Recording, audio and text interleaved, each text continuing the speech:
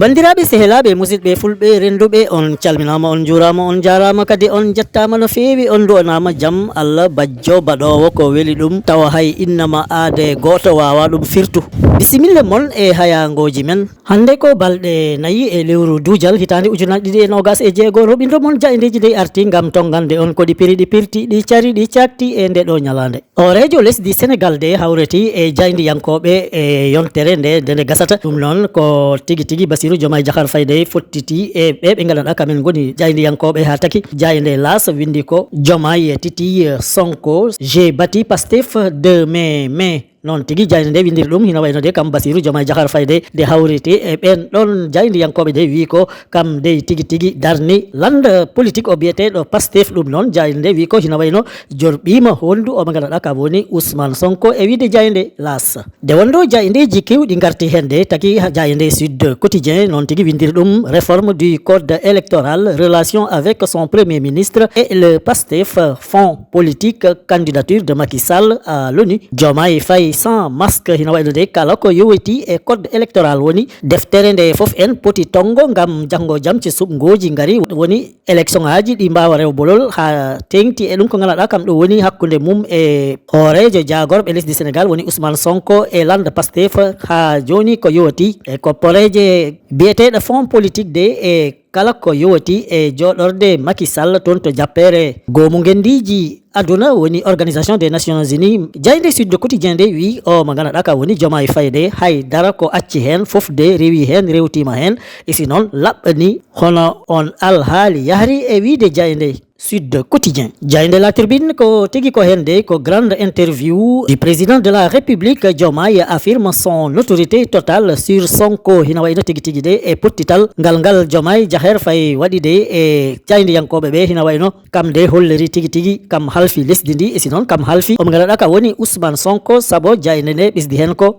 il déplore le mauvais chemin emprunté par Pastef kam tigi Diomaye Faye de e ngal ɗon pottital e jayndiyankoɓe de wi ko ɓuuri ɗum mus hina hen jilla e nihno lande Pastef darori hande e nder lesdi he jayde nde ɓisdi hen le Sénégal n'a besoin ni de messie ni de héros encore moins de guide d'une quelconque révolution hina wayno tigi de jayde nde ɓisdi hen ko omo ganduɗa ka woni Bassirou Diomaye Diakhar Faye de wi ko Sénégal ɗo lesdi ndi to ndi hande ndi sohlani de biyeteɗo kam woni lamɗo kam woni ceerno kam wawi foof kam andi foof e si noon lesdi ndi ko goɗɗum ndi sohli e wiide jayde La Tribune jayde Vox Populi de wi ko Ousmane Sonko de hina wayno hombo yuwa guiyal omo ganduɗa ka woni Bassirou Diomaye Diakhar Faye noon tigui jayde nde windiri ɗum Ousmane Sonko lance une pique à Diomaye même ceux qui essaient de tourner le dos à Pastef reviennent grenouiller pour réclamer leur place affaire bi Pastef le non tigui jayde nde windiri ɗum Sonko e nder jayde Vox Populi de wi ko ɓe ganduɗa de heɓe mbiya ɓe gacci Pastef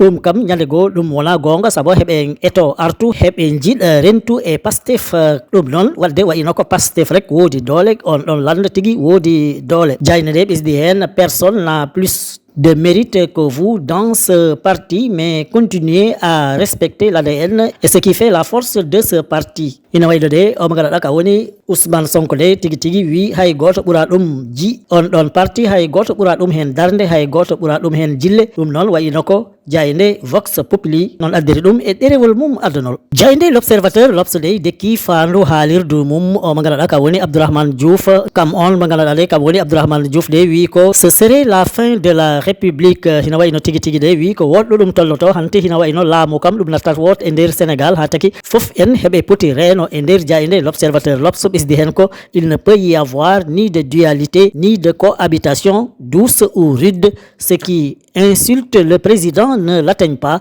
ils s'insultent eux-mêmes. Les outrances cesseront par la propre déchéance de leurs auteurs. Hina wayno o ngara ko woni Abdourahmane Diouf de wi ko be gandanɗa heɓe ƴetta kongi bonɗi heɓe ɗi tega e dow o ngara ka woni horejo lesdi Sénégal de ɗum kam ɗum yanata e dow mum, ɗum takkata ɗum. Hina wayno kala baɗɗo ɗum ko hoore mum waɗi ɗum e wiide Abdourahmane Diouf e nder observateur ha joni jayde ɓesdi hen ko o ngara kam woni Ousmane Sonko e Bassirou Diomaye Diakhar Faye de ɓe mbawa wondu gondigal gallaɗi nayyi saabu heɓe ɓadidiri ɓe mematirta ɗum noon ɗum moƴƴani e laamu ha taki jayde wi ko ɗum tigui woni la fin de la république. Hina wayno de laamu ngu kam ngu foti ko weere himme ngu e fotde ngu ɗum kam ɗum fotani wat ɓerɗe ɗiɗi, ɗum fotani wat yah garta e wiide jayde l'observateur. Jayde critique de wi ko ɗe caɗele dewɗe hakkude AEE POE Sénégal e Intermac de hina wayno ɓe gandanɗa kamen goni layanoɓe gonɗon wuuro wiyetengo AEE POE Sénégal de hina wayno ɓe pottiti e jayde yankoɓe gam tigui tigui laɓɓinde ko kewi ko hakkude en ɗon guure ɗiɗi woni Intermac on e AEE POE Sénégal noon tigui jayde nde windir ɗum ɓen ɗon ɓe gandanɗa kamen goni avocat ji Seydou Kande tawa hina yowiti on alhaali ɗen ɗon guure ɗiɗi ɗe guinnuɗen joni woni Intermac e AEE POE Sénégal o ɗo talata tigui tigui de ɓe data ko laaɓi ko gandanɗa hina leeri e ko e yimɓe he ha ɓe ganda tigui tigui hoɗo gonga o heedi noon tigui jayde nde windiri ɗum e ɗerewol mum adanol. Jayde Dakar Times de windi e ɗerewol mum adanol ko guerre informationnelle dans le Sahel. Hina wayno tigui tigui de nden ɗon wolde woni on ɗon guerre kewɗo e nder Sahel he de jayde nde arti hen ko yaaji saabu wi ko AES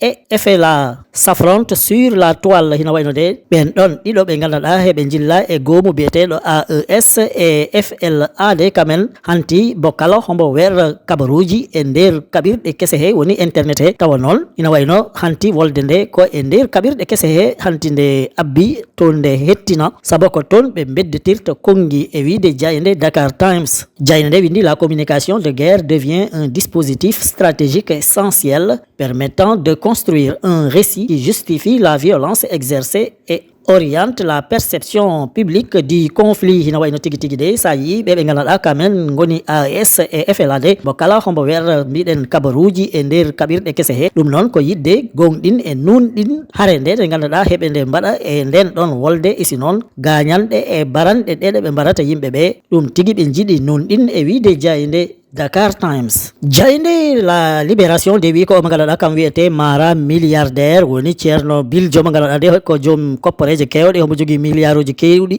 Hina wayno de wot ko hollira e ko waɗatno ko gandanɗa de ɗum kam yimɓe jekkinano homo ɗum waɗa ɗum tigui jayde windi la face occulte du Mara milliardaire. Hina wayno tigui tigui de on mo gandanɗa kam woni Mara milliardaire de kam tigui brigade de recherche nangui ɗum saabu noon ko boni ko waɗatno ko gandanɗa de homo ɗum waɗatno e sukaɓe tokosɓe esi noon hombo ɓuura doole sukaɓe hombo leloda e mumen esi noon kala ko gandanɗa de hina boni ngari hina boni kam on biyeteɗo Mara milliardaire e dow ɗum wondo ha taki jayde tigui hen ko on Mara milliardaire e woddude omo gandanɗa ko entrepreneur biyeteɗo Moussa Diop tawa duuɓi mum hiɗi tolno e capanɗe nayyi e omo gandanɗa de hombo wondo e restaurant wiyeteɗo Ousmane Daw tawa noon duuɓi mum hiɗi tolno e nogas e ɗiɗi e jeeyowo biyeteɗo Alassane Diallo tawa duuɓi mum hiɗi tolno e nogas e jeego e Ablaye Fayde kamen foof de tigui darotono e dow beddaji e boli e ɗo kala tawa heɓe ƴoƴña sukaɓe heɓe ɗumen mbeɗa kalis tawa noon ɓe mbawa lelode mumen walla ɓe mbaɗna ɗumen ko boni ha taki ɗon o ɓurɗo hen mantino ko kurka dañɗo duuɓi 16 gandanɗa de kamen ɓe mbahliti ɗum fa woni ko gandanɗa hombo yeeya hoore mum tawa noon ko prostitué ɗum wiyete e ɗemgal français e wiide jayde la libération. Gasnirten ko coftal ɓalli saabu jayde le record wi ko mondial 2026 défense des lions Bouna e Malan 2 sar à l'affût. Hina wayno tigui tigui de e ngal ɗon kawtal aduna yankagal desewal aduna yankagal woni coupe du monde hitande ujuna ɗiɗi e nogas e jeego dey ɓen ɗon ɗiɗo ɓe gandanɗa kamen goni défenseur ɓe yettaɓe sarde ɓe darima hande gam tigui aynude e rende keeci kippu Sénégal noon tigui jayde nde winde ɗum Bouna e Malan kamen ɗiɗo foof ko sar ɓe jetta heɓe dari tigui eɓe mbawi wat ko ɓe ɗaɓɓira ko e wiide jayde le record. Bandiraɓe sehilaɓe ɗum wonɗo seeɗa e komin gaddanno on e ko jaydeji ɗi dawi ɗi bindi hande